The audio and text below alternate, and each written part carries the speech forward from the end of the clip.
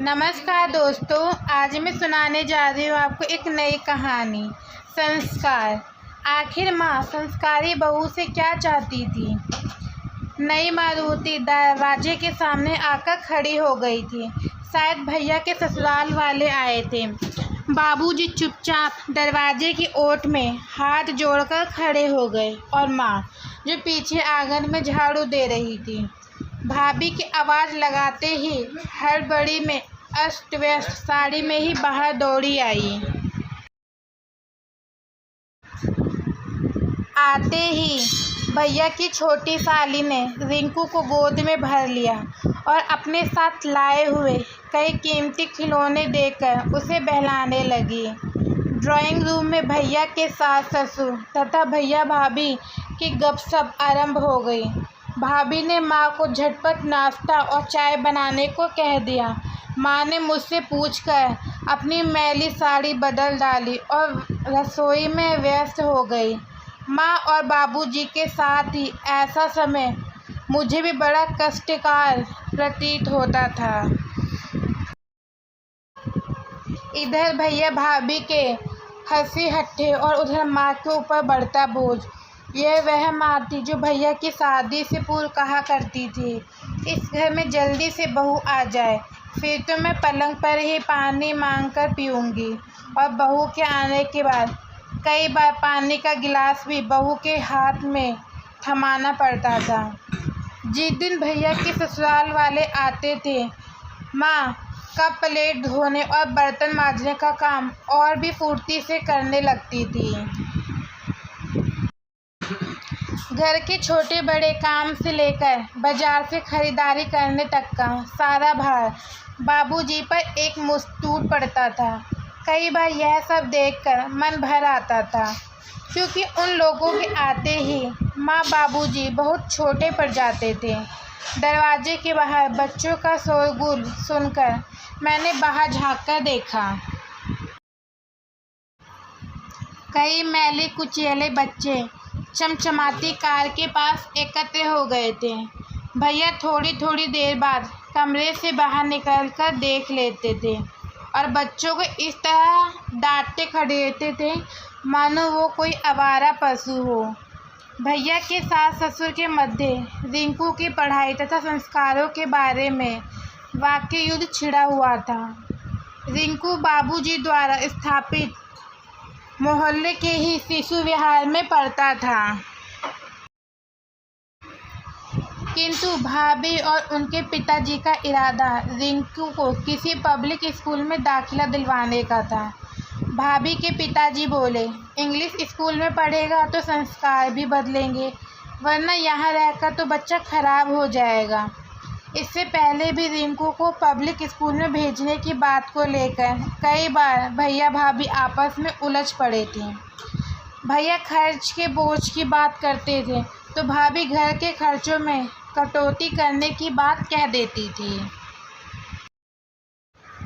वह हर बात तमक कर एक ही बात कहती थी, लोग पागल नहीं हैं जो अपने बच्चों को अच्छे स्कूल में पढ़ाते हैं। इन स्कूलों के बच्चे ही अच्छे पदों पर पहुंचते हैं। भैया निरुत्तर रह जाते थे। बड़े उत्साह से भाभी ने स्कूल से फॉर्म मंगवाया था। रिंकू को किस प्रकार तैयारी करानी थी, इस विषय में मुझे भी कई हिदायतें दी थी। वह स्वयं सुबह जल्दी उठ रिंकू को पढ़ाने बैठ जाती थी। उन्होंने कई बातें रिंकू को तोते की तरह रटा दी थी। वह उठते बैठते, सोते जागते उस छोटे से बच्चे के मस्तिष्क में कई तरह की सामान्य ज्ञान की बातें भरती रहती थी। अब माँ और बाबूजी के साथ रिंकू का खेलना, घूमना, बातें करना, चहकना काफ़ी कम हो गया था।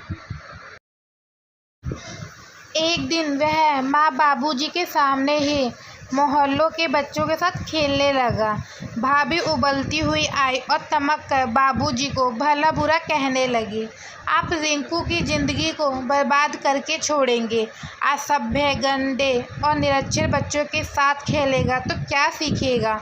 और बाबूजी ने उसी समय दुलारते हुए रिंकू को अपनी गोद में भर लिया था।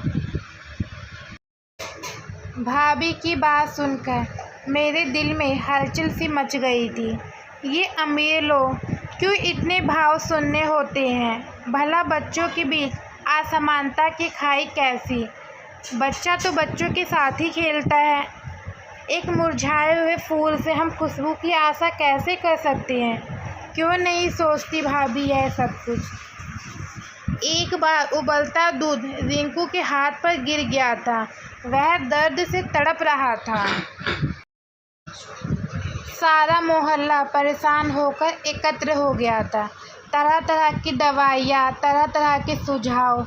बच्चे तो रिंकू को छोड़कर जाने को ही तैयार नहीं थे। आश्चर्य तो तब हुआ जब भाभी के मुंह से उन बच्चों के प्रति वात्सल्य के दो बोल भी नहीं फूटे। वह उनकी भावनाओं के साथ, उमड़ते हुए प्यार के साथ तालमेल ही नहीं बैठा पाई थी। भाभी भी क्या करती? उनके स्वयं के संस्कार ही ऐसे बने थे। वह एक अमीर खानदान से ताल्लुक़ रखती थी। पिता और भाइयों का लंबा चौड़ा व्यवसाय है। कॉलेज के ज़माने से ही वह भैया पर लट्टू थी। उनका प्यार दिनों दिन बढ़ता गया। मध्यवर्गीय भैया ने कई बार अपनी परिस्थिति की यथार्थता का बोध कराया, लेकिन वह तो उनके प्यार में दीवानी हुई जा रही थी। सम विषम, ऊंच नीच का विचार ना करके उन्होंने भैया को अपना जीवन साथी स्वीकार ही लिया। जब इस घर में आने के बाद एक अभावों का खाता खुलने लगा तो वह एकाएक जैसे ढहने सी लगी थी। उन्होंने ही ड्राइंग रूम की सजावट और संगीत की धुनों को पहचाना था। इंसानों के साथ जज्बाती रिश्तों को वह क्या जाने। वह अभावों की परिभाषा से बेखबर रिंकू को अपने भाइयों की बच्चों की तरह ढालना चाहती थी।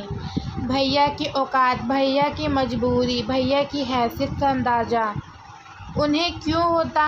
कभी कभी गलानी तो भैया पर भी होती थी। वह कैसे भाभी के सांचे में ढल गए थे? क्या वह भाभी को अपने अनुरूप नहीं ढाल सकते थे?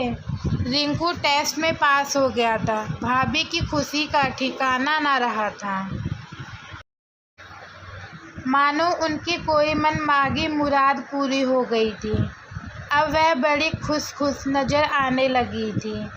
जुलाई से रिंकू को स्कूल में भेजे जाने की तैयारी होने लगी थी। नए कपड़े बनवाए गए थे। जूते, टाई तथा अन्य कई ज़रूरत की वस्तुएं खरीदी गई थी। अब तो भाभी रिंकू के साथ टूटी फूटी अंग्रेजी में बातें भी करने लगी थी। उसे शिष्टाचार सिखाने लगी थी।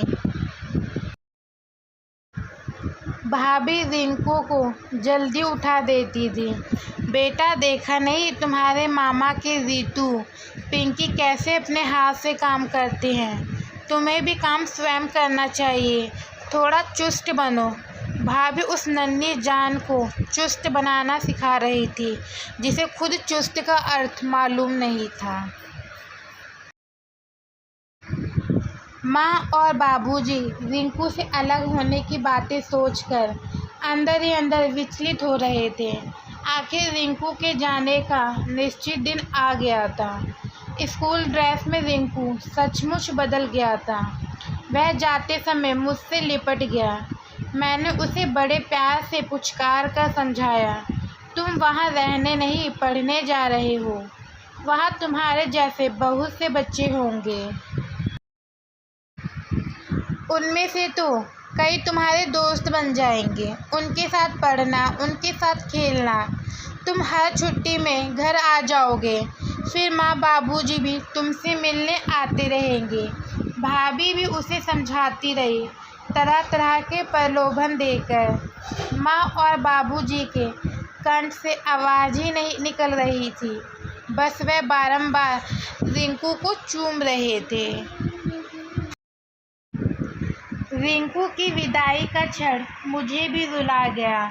बोगनवेलिया के फूलों से ढके दरवाजे के पास से विदाई के समय हाथ हिलाता हुआ रिंकू माँ और बाबूजी के उठे हाथ तथा आंसुओं से भीगा चेहरा। उस खामोश वातावरण में एक आवाज़ उभरती रही थी, बोगनवेलिया के फूलों की पुरानी पंखुड़ियाँ हवा के तेज झोंकों से खरखर नीचे गिरने लगी थी। उसके बाद उसमें संस्कार के नए फूल खिलेंगे और अपनी महक बिखेरेंगे। तो दोस्तों, मेरी आज की ये कहानी यहीं पे ख़त्म होती है। आपको मेरी ये कहानी कैसी लगी कमेंट में ज़रूर बताएं। अगर आप मेरे चैनल पे नए हैं तो मेरे चैनल को लाइक करें, सब्सक्राइब करें। आगे मैं आपको ऐसी और कहानियाँ सुनाती रहूँगी। धन्यवाद।